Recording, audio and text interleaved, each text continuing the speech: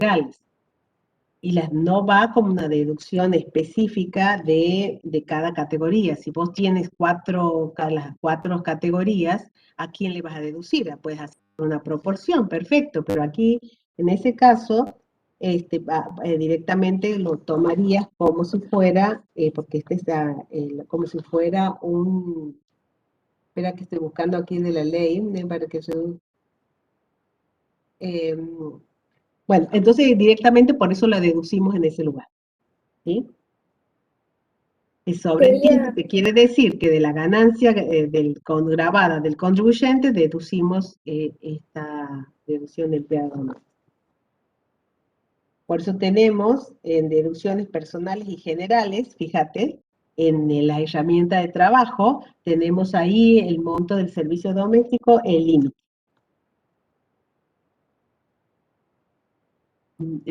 Ustedes tienen que tener a mano, chicos, la herramienta de trabajo, porque es la mejor forma de ir viendo. Ahora vamos a ver un práctico. Entonces fíjense que ahí en la herramienta de trabajo, impuesto a la ganancia, habla de deducciones personales y generales. Fíjense, para el autónomo, y ahí tenemos el servicio doméstico, dice que no puede superar los 123.861,17, que sería la ganancia no imponible.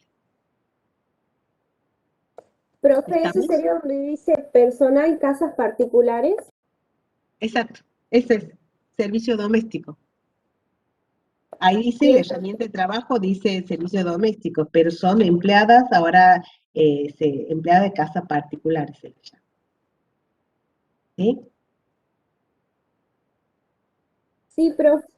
Después más abajo decía los importes abonados para la cancelación de aportes y contribuciones hasta la suma equivalente al importe establecido como mínimo no imponible. Es decir, el mínimo es 123.000 para el año 2020, 861,17. O sea que no puedes, si vos pagas de servicio doméstico, ¿qué tienes que tener en cuenta? En primer lugar, tienes que tener los tickets de todos los pagos que has realizado, de los aportes y contribuciones obligatorios. Y después el documento también, esa documentación que tengo que tener, que acredite lo que se ha abonado en concepto de contraprestación, es decir, de sueldo al empleado doméstica. Entonces, en ese caso, sumas los dos, y si es superior a 123.000, tomas, supongamos que sea 150.000, que hayas pagado entre sueldos y los aportes.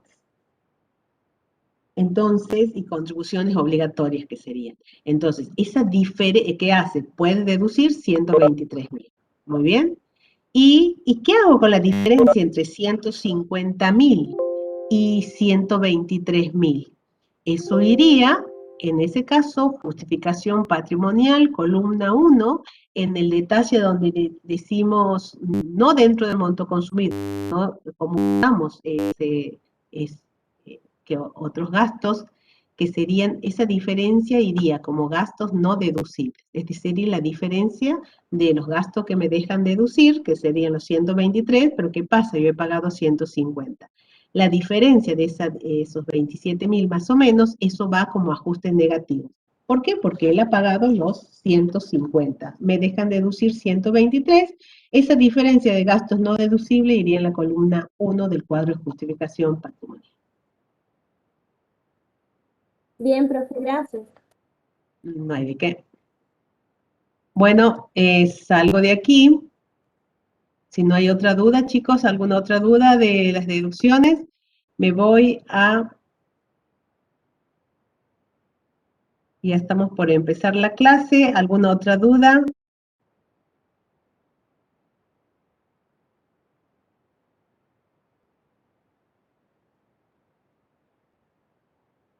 Tengan a mano el ejercicio que les he subido. Voy a tratar de subirlo ahora.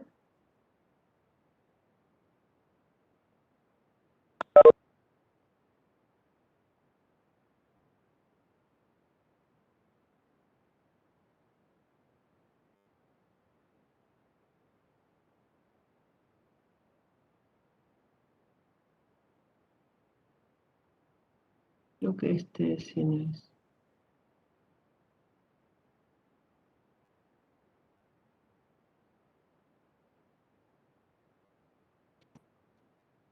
¿Alguien tiene otra duda más? Creo que este no es. ¿Chicos?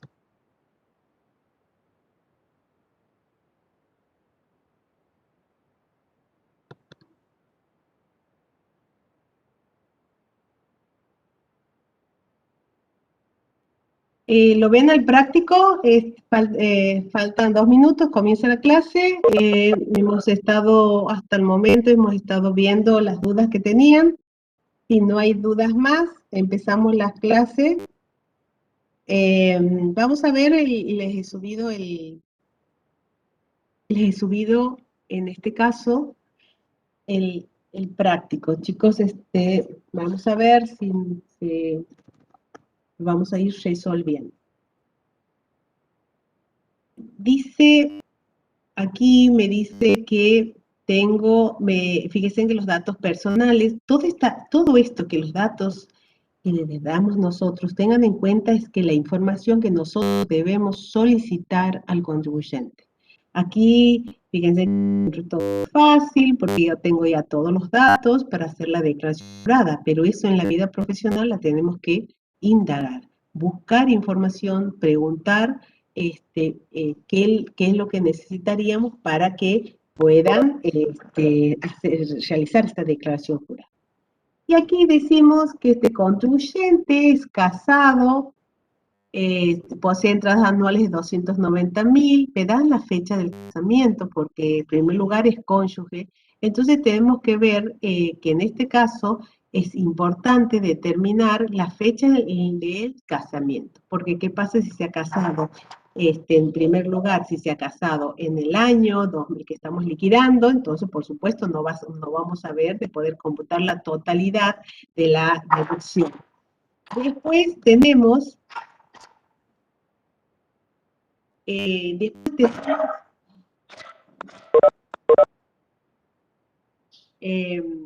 después tenemos las cargas de familia, aquí me dicen los hijos, entonces sería toda la información que tendríamos que tener con relación a la familia del contribuyente. Fíjese, tenemos la fecha, los años, fíjese, bueno, aquí están 3 hijos, aquí el cónyuge lo puede deducir, si se ha casado del año anterior puede deducir, porque dice que no posee entradas anuales de 290.000, vamos a ver si lo puede deducir. Entonces, si nosotros nos fijamos, los digo por si no llegamos a la resolución, este contribuyente se ha casado, muy bien, puedo deducir, pero uno de los requisitos sería que sea residente del país, es decir, que viva más de 6 meses en el país, sea a cargo del contribuyente y que este contribuyente no tenga ingresos, aquí es cónyuge, lo puedo deducir, y que no tenga ingresos superiores al mínimo no imponible. Aquí tenemos que él tiene ingresos de una entrada anual de 290.000 y el mínimo no imponible es 123.000, por lo tanto supera un requisito, no cumple, por lo tanto, esta no va a poder ser carga de familia.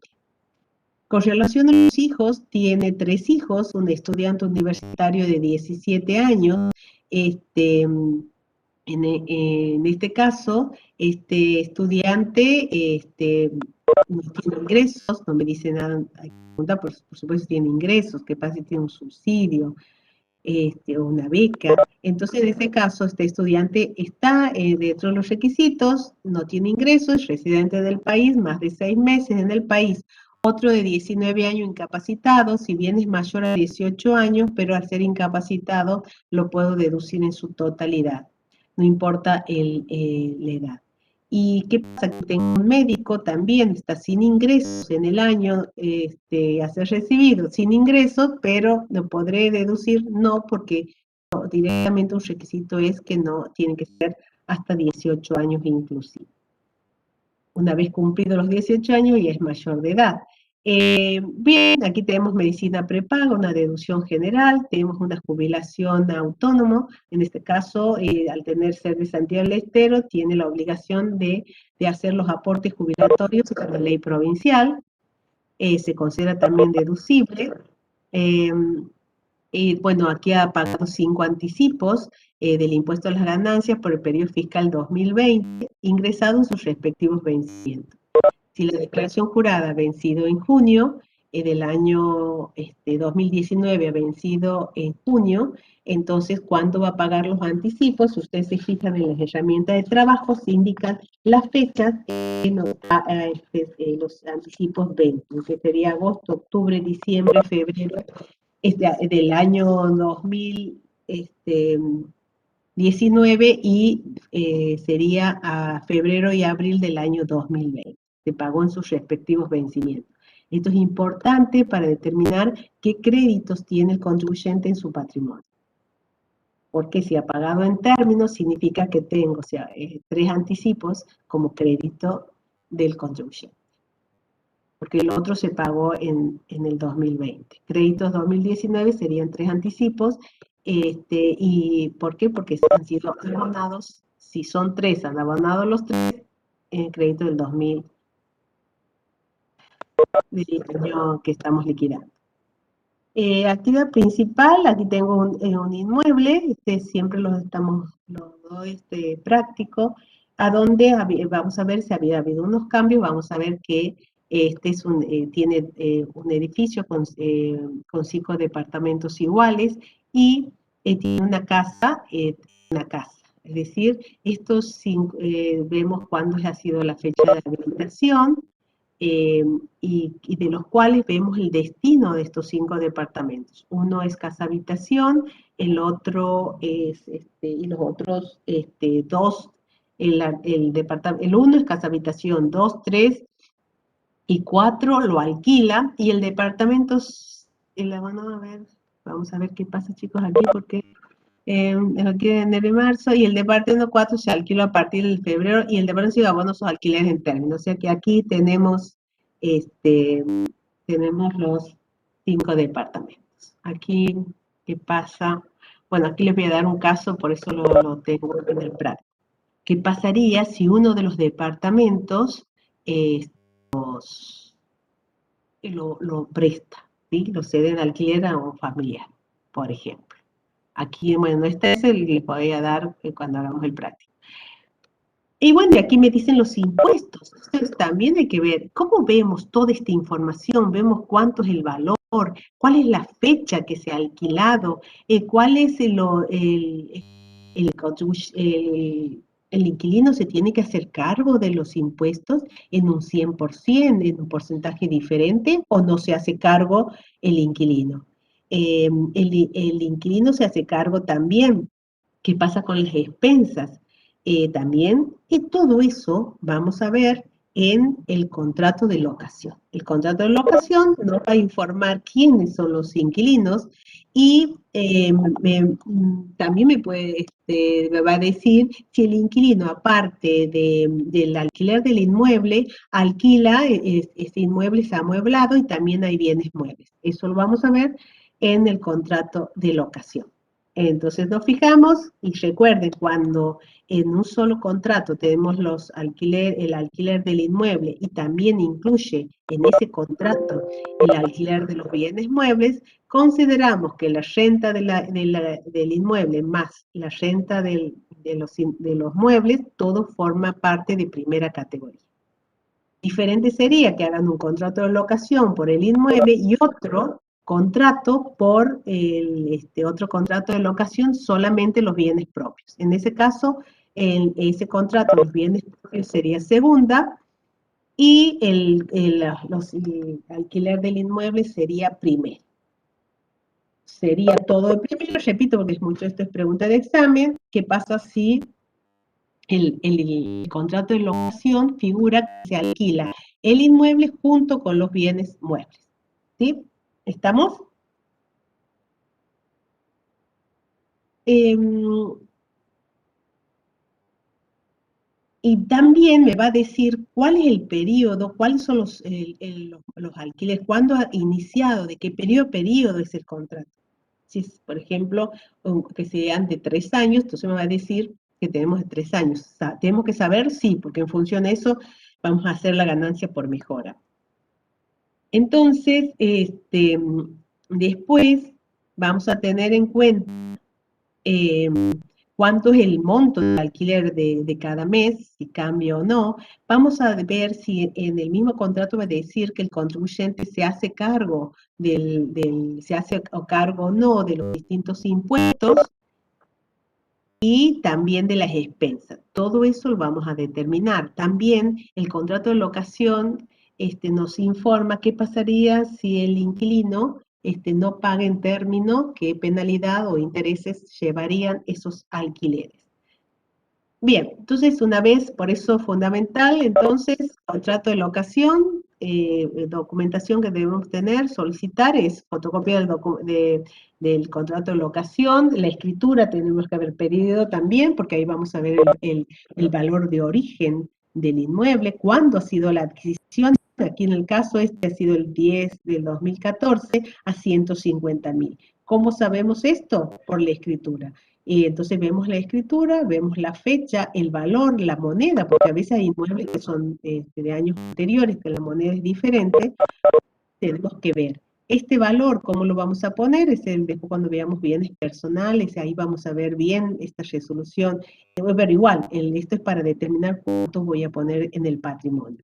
Se pone esto de acuerdo a la resolución general DGI, que está también en las herramientas, están dentro de los cuadernillos que se les ha pasado, a donde hay una diferencia, cómo evaluar el patrimonio desde el punto de vista de ganancias, que sería por la resolución general DGI, no AFIP, DGI, por eso es bastante tiempo atrás, donde me dice cómo voy a evaluar y qué valor voy a poner en el patrimonio del contribuyente. Entonces, el valor que según la escritura, más todos los gastos necesarios para su adquisición. Entonces, eso dice la resolución DGI, que está de la 2527. Eso fíjense en ustedes, en los suplementos, fíjense en que la primera entrega me dice, en la primera entrega está evaluación de bienes e impuestos a las ganancias sobre los bienes personales, declaración jurada 2020. Es la segunda entrega, estaría en la página 3. Y ahí Miriam Campastro hace una comparación de cómo evaluamos un inmueble cómo evaluamos un inmueble desde el punto de vista de ganancia, valor histórico, pues fíjense, me van a fijar a cuánto es el valor histórico y el valor que figura en la escritura, más todos los gastos que se ha incurrido para adquirir ese inmueble, eso me dice que vamos a poner en ganancias como ingreso al patrimonio del contribuyente. Ejemplos, en el año 2020 el contribuyente compra una propiedad de 500.000 más todos los gastos necesarios para poder adquirirlo, entonces vamos a poner, en total me da 150.000, ese valor vamos a ponerlo lo vamos a poner en el patrimonio del contribuyente. Esta es la forma de evaluarlo, que lo tendríamos por ejemplo, en el patrimonio. ¿Qué sería, por ejemplo, un gasto? Si supongamos que sea 10.000 el gasto de la escritura, que se realizaron para realizar la escritura, los gastos necesarios para comprarlo, entonces sería 140.500 sería lo que diría el impuesto la escritura, y más 10.000 sería del gasto relacionado con la adquisición de ese inmueble. Así que fíjense, segunda entrega, cómo vamos a ir evaluando ese inmueble. Seguimos, tenemos otra casa, y después vamos a tener los gastos, y aquí tendríamos el patrimonio.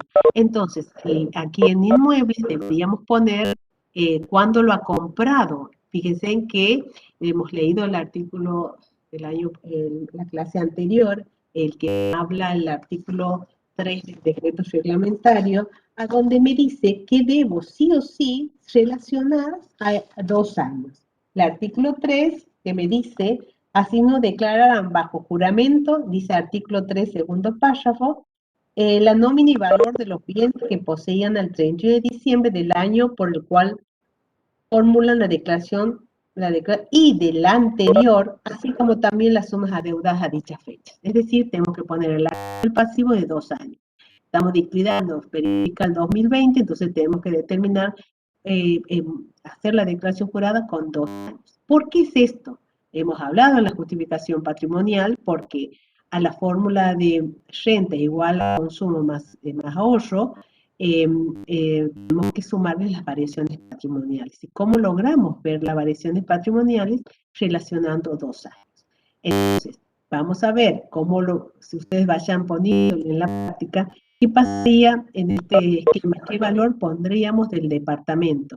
Entonces, tendríamos que poner 150.000, lo que dice el práctico, no me acuerdo si era 450, porque se contiene el gasto de la escritura.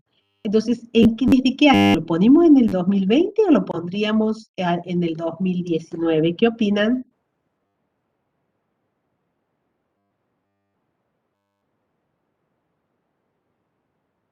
¿Me escuchan, chicos? Sí, se escucha, profe, pero la verdad me he perdido. En el Aquí me dice, 2019 se compró en el 2014. muy bien. Entonces, fíjense en que el inmueble ha sido adquirido en el 2014, en octubre del 2014, en 150.500. Este valor es de acuerdo a la resolución general 2527, me dice que va el costo de adquisición de todos los gastos. Entonces, ¿en qué año lo vamos a poner? Se sobreentiende que estado en el año 2014, entonces en el 2019 está así. ¿A qué valor? A 150.500. Lo vamos poniendo en la columna 1. ¿Y la columna 2? ¿Qué opinan? ¿Y va el mismo valor? Iría el mismo valor siempre y cuando no lo vendan en el 2020. Entonces sería 150.500 va en el 2019, en el 2020 va 150.000. Entonces me quiere decir, al poder ver dos valores igual, que no han cambiado, porque va a valores históricos, y esos valores no se modifican, por más que haya amortización, eso lo veremos en bienes personales. Pero en el patrimonio del contribuyente, una vez determinado el ingreso al patrimonio, si en el año 2014 he ingresado ese patrimonio, y de ahí en más, hasta que no lo vendan, sigue exactamente el mismo importe. Es decir, del 2014 viene 150.500, 150.500, no lo he vendido en el 2020, sigue 150.500.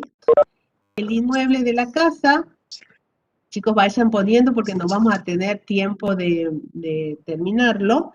El inmueble de la casa el valor es 92.000 más todos los gastos, damos por entender que están todos los gastos, y lo compraron en el 2011, es decir, que en este caso los 92.000 viene del 2011, no lo ha vendido en el 2020, sigue 92.000, 2019 y 2020. Porque si se llega a vender, ahí entra la justificación patrimonial del año en que se ha vendido. En el 2020 entra la justificación. Y fíjense en que aquí todo valores orígenes, no va a valores residuales. Aquí tengo el auto rodado del contribuyente de 500.000, lo habrá comprado antes, o lo puede haber comprado en 2019 o antes. Sigue el rodado en el patrimonio del contribuyente. La caja de ahorro era 11.600 en 2019, pasa a 13.50. ¿Cómo pedimos esta información de los bancos? Esto con las escrituras y el auto con la factura de la compra del rodado. En la caja de ahorro, plazo fijo, cuenta corriente, son datos del banco. Debo sí o sí pedirle al contribuyente, van a entrar los bancos y ya tiene la información para lo que pide la AFIP, es su situación al 31 de diciembre de cada año. Esto lo solicitamos. ¿Lo podemos corroborar nosotros? ¿Qué pasa si el contribuyente no tiene esta información? Entonces, ¿cómo lo podemos solicitar? ¿Cómo lo podemos, si lo solicitamos? Y si no, también es una forma de constatar la información que cuenta la AFIP y entramos con quit y clave fiscal, ingresamos a la página y vemos en nuestra parte, del contribuyente que estamos en cuestión, ingresamos con clave quit y clave fiscal y vemos que en nuestra parte donde dice que el saldo de los bancos al 31 de diciembre, me va a decir qué tiene caja de ahorro, qué tiene, si en pesos o en dólares la cuenta corriente, me va a decir también los plazos fijos, ¿sí? que tenga el contribuyente y de distintos bancos. Y eso lo corroboramos. También, ¿qué pasa si puede tener un pasivo bancario? Entonces también tenemos la información del pasivo bancario que tenemos información del banco. El efectivo puede ser, bueno, créditos, aquí el crédito está en su totalidad, pero esto teóricamente es para ponerlo, pero supongamos que es esto porque se ha pagado el contribuyente de anticipos en el año 2020, entonces, bueno, eso dejemos como está, después lo vamos a ver el tema ese. Después, efectivo, por supuesto, lo tenemos que pedir y ante, si tiene la información, si no veremos cuánto podríamos justificar ese efectivo. Aquí el efectivo puede ser en moneda nacional o en moneda extranjera. En caso que sea que tengamos en moneda extranjera, esto vamos a ver más cuando veamos bien personales, pero igual les digo, ¿cómo lo podemos determinar? En nuestra parte figura que el contribuyente ha pagado, por ejemplo, en el año 72.000 pesos para compra de dólares. Entonces, nosotros no sabemos bien cuáles son las compras, cuánto es el valor de la compra de dólares. Entonces, tenemos que pedir información porque ellos dicen, ha pagado 72.000 dólares en pesos, ha comprado X dólares. Entonces, ese X dólares nuestra parte no nos dice y tenemos que ir al contribuyente.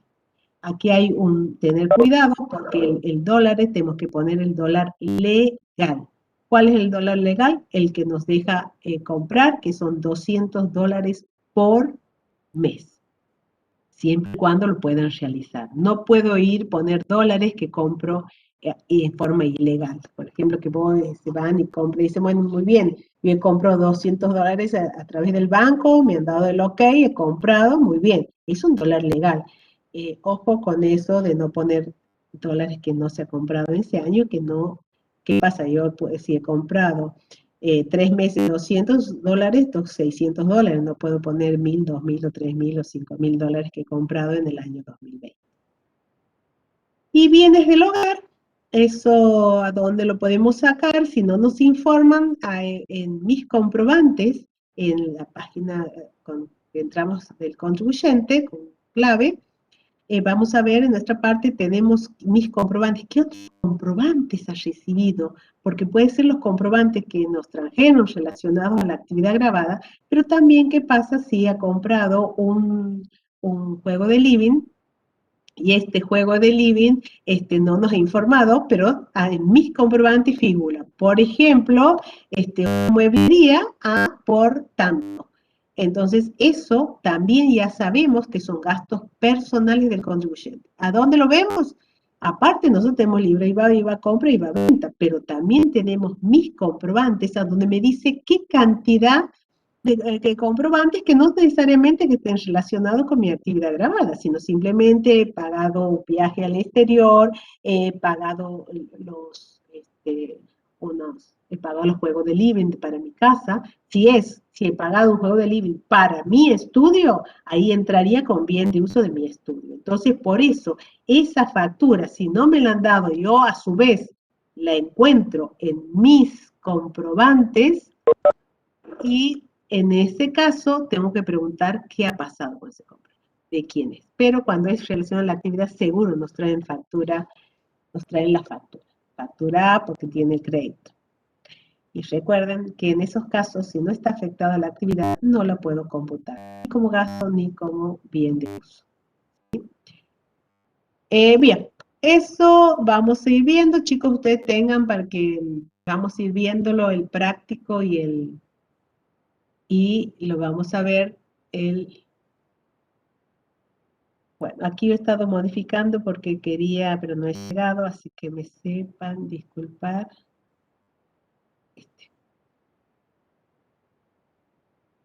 Profe, el campus está subido el práctico al campus. Sí. A ver, chicos. Ahí puedo a ver si comparto. ¿Me ven ustedes lo que estoy haciendo?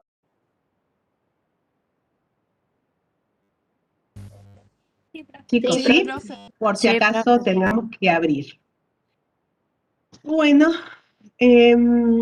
vamos a ver. Ahora lo bajo esto, ¿me entiende? Vamos a ver para que yo lo voy a ir leyendo, a ver, creo que lo tengo.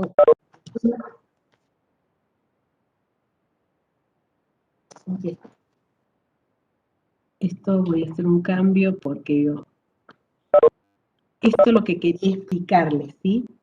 Fíjense, aquí tenemos el departamento 1, sería, en este caso, el departamento 1 sería la casa habitación. Entonces, por eso va el departamento 2, 3, 4 y 5. Si a todos los alquilo, voy a poner con ganancia de renta de primera categoría. ¿Qué pasaría si el departamento 5 lo presto? ¿Sí? Pero esto no lo voy a hacer así porque los puedo confundir. Nada más que tengan en cuenta qué pasaría si lo presto. ¿Iría como valor locativo? Sí, iría como valor locativo. Lo estoy poniendo en rojo para que vean alternativas que se pueden dar. Si es un alquiler común, un contrato de alquiler, no hay problema, lo pongo. Sí, y si es un préstamo, que sería el valor locativo, igual lo tengo que poner como ganancia. Muy bien. Ahora, me dice el contrato de locación que ha habido estos inmuebles, de los cuales tenemos el departamento 2, me dice que este departamento 2 adeuda alquileres por los meses de julio y agosto, es decir, adeuda 2 meses de alquiler. Y este 2 meses de alquiler sería, lo vamos a hacer con la fórmula, sería 33.712 por 2. Este importe que nosotros tenemos aquí me dice que es lo que está adeudando. Y eso tenemos que justificar del punto de vista, ¿qué es? ¿Qué implica que él me esté adeudando 2 meses de alquiler? ¿Por qué? ¿Por qué les digo esto? Porque es el criterio de lo devengado. Es decir, que yo como ganancias he puesto este importe. Y si me adeudan, ¿qué pasa? ¿Me genera un crédito para el contribuyente? Pregunta, chicos, pregunta de examen también. ¿Qué opinan? Si es por los criterios de lo devengado, y este criterio de devengado lo ponemos como resultado del ejercicio en su totalidad, entonces, en ganancias, ¿qué pasa con los 2 meses que me adeuda el contribuyente?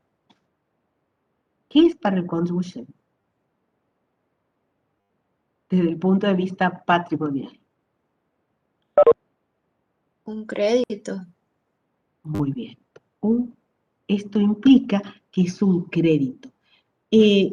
Pero siempre y cuando, este caso, criterio devengado, el criterio de lo devengado, tenemos que ver que es un crédito.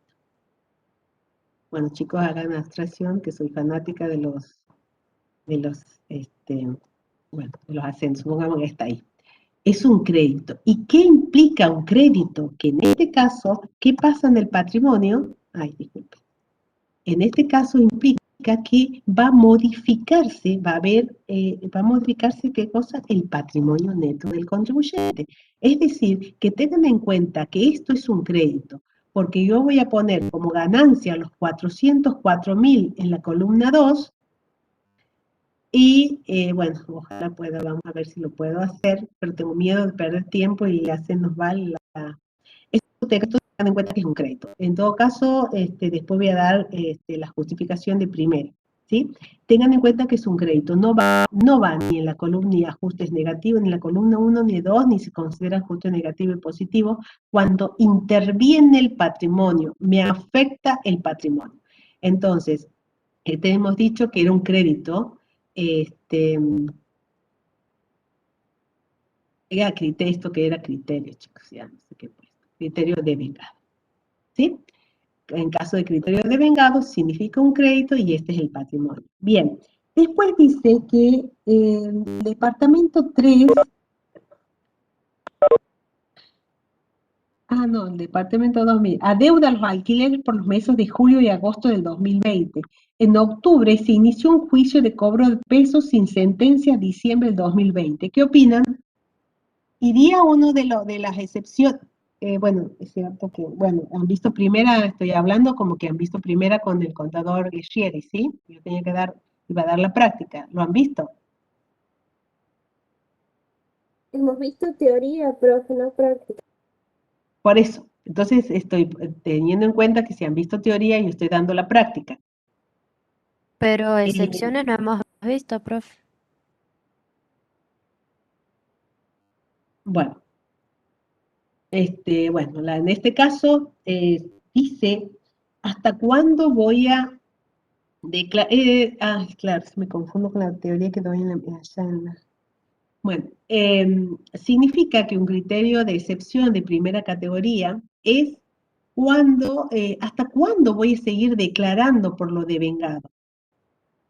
Si me adeuda el inquilino. ¿Hasta cuándo? La ley me dice hasta cuándo voy a seguir declarando. No me paga el alquiler, igual tengo que declarar como devengado, pagar el impuesto sobre eso, pero ¿hasta cuándo? La ley dice que se va a seguir con el criterio de devengado, es decir, declarando como recibido un alquiler devengado, voy a seguir declarando hasta que finalice el juicio de desalojo. Y una vez que finalice el juicio de desalojo, a partir de ahí va a ser de acuerdo al criterio de lo percibido. Es una excepción al criterio de lo devengado. Y aquí, ¿cómo? ¿Qué, perdón? Hasta que finalice el juicio de desalojo. Bien. Gracias. Y aquí, fíjense en que el inquilino no me paga, bueno, aquí ha iniciado el juicio de desalojo en octubre, ha iniciado el juicio de desalojo. Tengo que seguir, si ha iniciado el juicio de desalojo, tengo que seguir declarando los alquileres que no he cobrado, pero que se han devengado. Sí. ¿Por qué? Porque la ley me dice no es hasta que inicie el juicio de desalojo, sino hasta que finaliza el juicio de desalojo. En IVA, cuando vean al año, es más benévolo y es hasta cuándo se declara el IVA de los alquileres, hasta que inicia el juicio de desalojo. En cambio, en ganancia, hasta que finalice el juicio de desalojo. Y aquí dice que no ha finalizado, diciembre del 2020 no ha finalizado el juicio de desalojo. Entonces, por lo tanto, voy a tener que hacerlo por los 2 meses. ¿Se ubican? Va por los 12 meses. Pero no he cobrado, no importa. En el 2002, disculpe, era el departamento 2. ¿Hasta ahí estamos? Entonces hay que seguir declarando porque aquí no interesa porque no hay finalización de juicio de desalojo en el 2020. Entonces vamos a poner no finaliza juicio de desalojo en el 2020. ¿Sí? En 2020. Bien. Hasta ahí estamos, vamos al otro departamento y en este caso de este departamento, dice el departamento 13, cobraron por adelantado. A ver qué pasa, cobrado por adelantado. ¿Cuántos meses han cobrado por adelantado? 2. Enero y marzo del 2000, enero y marzo. Bueno, enero y marzo se han cobrado por adelantado. Tiene que haber sido de enero a marzo. Ajá. Entonces, ¿cuántos se han cobrado por adelantado? 2 meses. Entonces sería lo mismo que el anterior, son 2 meses, justo coincide. Entonces lo vamos a. ¿Y qué implica cuando se cobra por adelantado? ¿Qué implica para el contribuyente? ¿Un pasivo? Muy bien, un pasivo. ¿Por qué? Porque no hay. Acá, ¿no?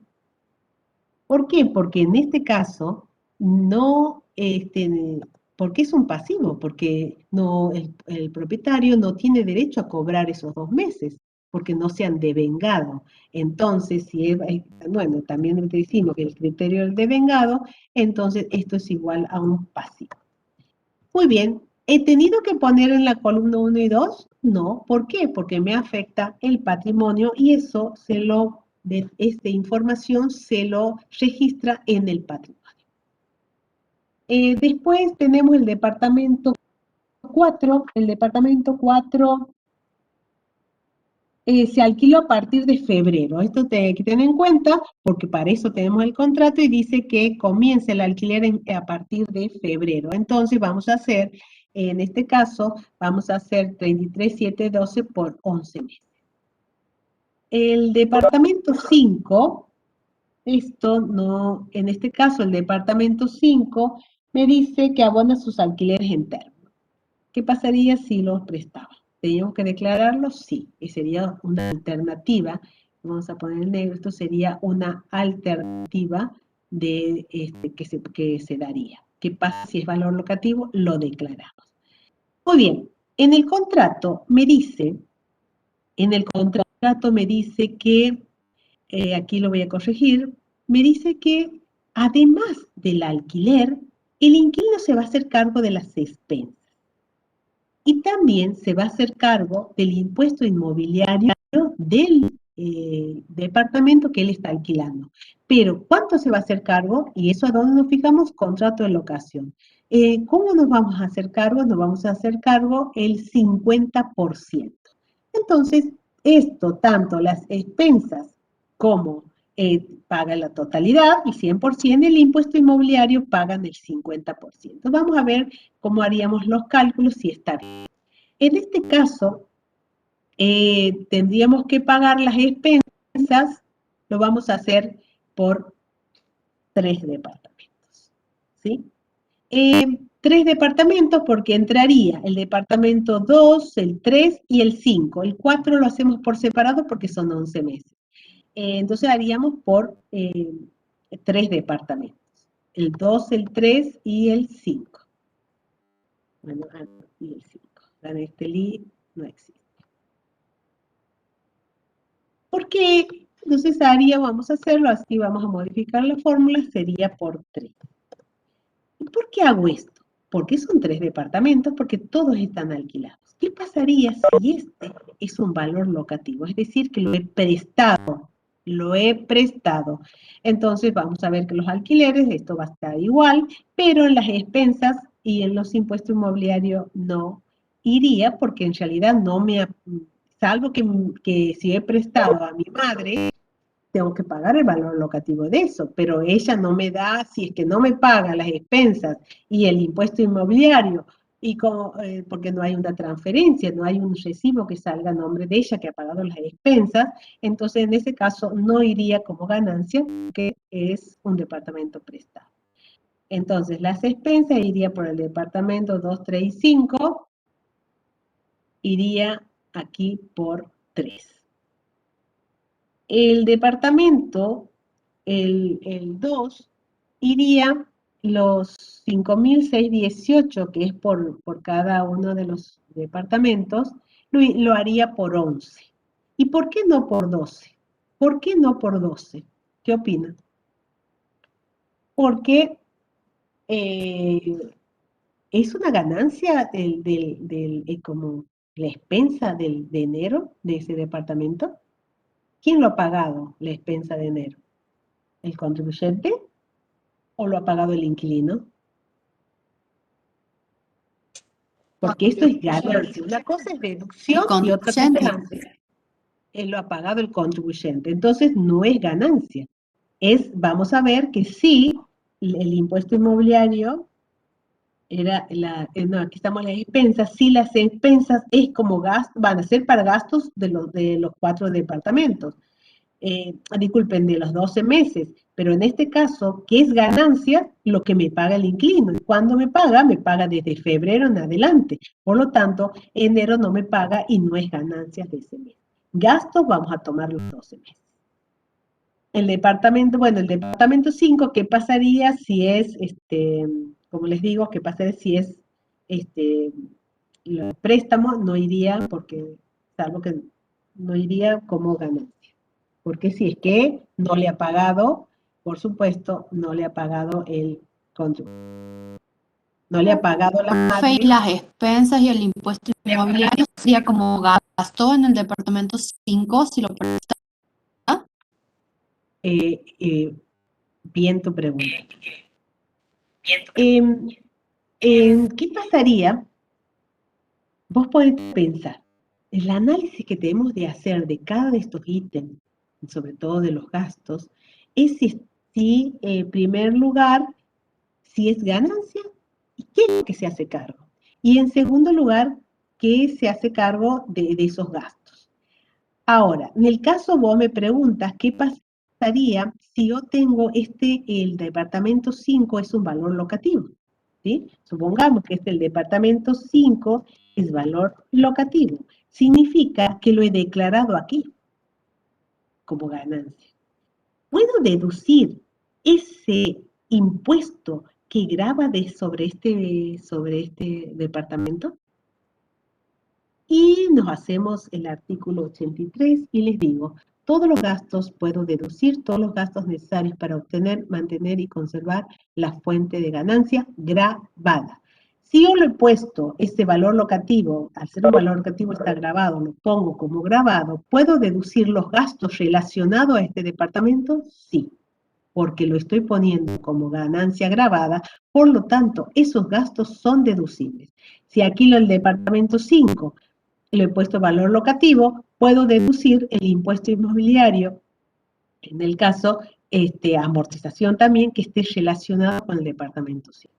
¿Por qué? Porque es un gasto relacionado a la actividad grabada, declarado como grabado. ¿Estamos, chicos? ¿Esta es la pregunta? Sí, profe. Bien. ¿Entienden todos? Primer lugar, ¿qué pasa si yo no lo computo como ganancia grabada? Entonces no puedo deducir ningún gasto, artículo 83 de la ley. Aquí yo lo he puesto como ganancia grabada.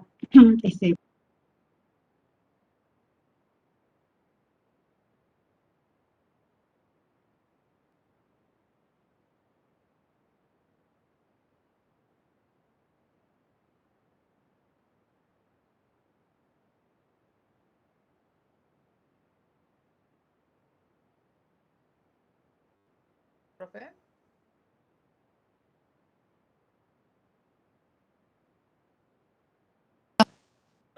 ¿Se ha cortado? Ese. Yo no escucho nada. Pero ese.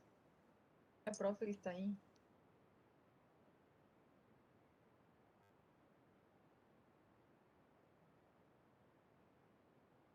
Profe, no se le escucha.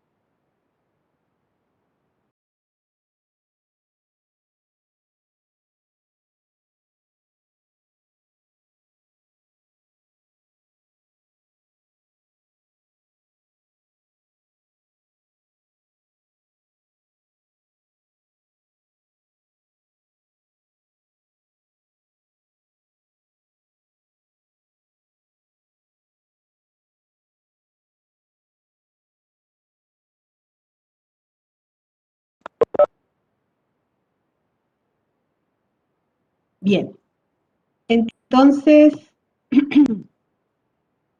aquí el impuesto inmobiliario vamos a hacerlo, son 2 departamentos, lo vamos a multiplicar por 2 y aquí vamos a poner, en este caso sería el departamento 2, 3 y 5, que serían los departamentos, los vamos a multiplicar por 3, porque los 3 se alquilan, y aquí lo vamos a multiplicar por 3 y lo vamos a sacar el 50%.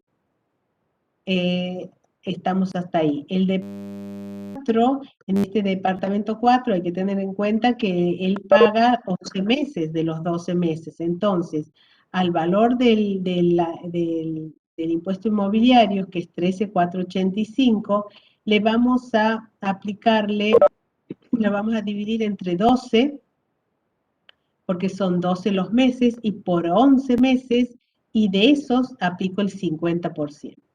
Aquí sería 13 por 3 y por el 50%, y si hubiera valor locativo, no lo tenemos. En las deducciones admitidas tenemos, eso es como ganancia y deducciones admitidas, tengo agua, de las cuales agua es igual a 43, Aguas de Santiago, 57,311, y recuerden que tanto las deducciones como los ingresos es por lo devengado. Y me dice que de ese total de 57,311, que es para los 5 departamentos, que ahí estaría la habitación también, es del 2020 y 2019. Entonces nosotros únicamente tomaríamos el del año 2020. Entonces hacemos 57,311 menos 2.500, que es del año 2019, lo divido entre 5 y lo multiplico por 4. Son 5 departamentos y veo cuánto es el valor por cada departamento, y voy a poner únicamente por esos 4 departamentos. Porque el relacionado con el valor locativo de la casa habitación, que es exento, no lo puedo computar como gasto, no está relacionado a la actividad. Las expensas haríamos lo mismo, 5.618 por 12. El impuesto inmobiliario, fíjense que hago por los 4 departamentos. ¿Por qué por los 4? Si está el departamento 4, se lo ha alquilado de febrero, porque es un gasto. Y ese mes que nosotros, de enero, sí o sí, ¿quién lo tiene que pagar? Lo tiene que pagar el inquilino. Por lo tanto, es deducible porque está, si bien de los 12 meses, 11 son ganancias, pero en ese caso hay un dictamen y una consulta de federación con la AFIP, que dice, ¿qué pasa si los alquileres no se alquilan? Yo tengo que pagar la luz, el teléfono, el gas de ese departamento o de ese local. Entonces dice, porque según el dictamen, dice, si no hay ganancia, no se computa nada. Federación da una consulta y dice, ¿qué pasa si de los cuales hay meses que no se han podido alquilar, pero los otros meses sí? Entonces, en ese caso, puedo deducir en su totalidad las deducciones. Las expensas, lo mismo, el impuesto inmobiliario. Aquí el impuesto inmobiliario va por el 50%, por eso le digo que el análisis del gasto y de la renta es diferente. Aquí el impuesto inmobiliario va a ser únicamente para... Va por el total. Bien, va por el total. ¿Por qué? Porque es una cosa es ganancias, que se hace cargo el 50%, por lo tanto 50 es ganancias, si no es el 100%. Bueno, va todos estos gastos, y la amortización del inmueble, fíjense en cómo hacemos. El valor de origen lo divido entre 5 departamentos, a eso lo multiplico por 4, porque son 4 departamentos relacionados con la actividad gravada. Al ser departamento tenemos que es el 80, si no tenemos específicamente qué es edificio, qué es terreno, y para entonces propiedad horizontal es un 80 edificio y 20 terreno, y en caso de casa 67 y 33. Le aplicamos el 2% de amortización anual y por un coeficiente de 1, que es hasta que sería que hayan adquirido a partir de marzo del 92 hasta la fecha. Los que se han incorporado a partir del 1 de enero de 2018 llevan otra actualización. Bien, después vamos a ver que tenemos, en este caso, tenemos todo el interés hipotecario. El interés hipotecario es los intereses que yo pago porque he sacado un préstamo para construir mejoras de los departamentos. Únicamente divido entre 5 y multiplico por 4. ¿Por qué? Porque son 4 departamentos. Pero el número 5, ¿qué pasa con el departamento de la casa habitación? ¿Puedo deducir esa parte del interés? Entonces sí, en deducciones generales, fíjense en que vamos a poner, en deducciones generales vamos a poner la parte del interés, que le corresponde al contribuyente por el artículo 85 de la ley que habla de que habla con relación a los que podemos deducir una excepción al artículo 83. Puedo deducir los gastos relacionados con la actividad que sería con el valor locativo de la casa habitación. Bueno, esto es todo lo que podemos hacer hasta hoy. Si seguimos en la otra clase, porque realmente con esto vamos a tener distintas situaciones. No sé si el contador el lunes va a poder hacerlo, completarlo, si no, yo lo completo el miércoles. ¿Sí? Vamos a ir, los terminamos de resolver y lo pasamos si es que no lo hace el contador. Chicos, no sé qué ha pasado hoy, el inconveniente que ha habido, nos estamos viendo, corto porque ya tiene que entrar el otro profesor, y así que nos estamos viendo, si nos estamos viendo, alguna duda o algo. Tenemos un minuto, disculpen. ¿Puedes subir el Excel anterior que no está en la plataforma? ¿Cuál Excel? En el anterior Excel que habíamos visto en la clase, usted dijo que iba a subir. Los voy a subir, los voy a ¿Qué deducciones tenía que hacer primero? ¿Y deducciones qué? No te escucho bien. Las categorías, el orden de las categorías era. Un práctico. Para las Bien. compensaciones, profe. Exacto, sí, el práctico, exacto. Bueno, muy bien. Les subo, chao chicos, abandono porque después nos van a retar. Porque estamos en el aula de otro docente.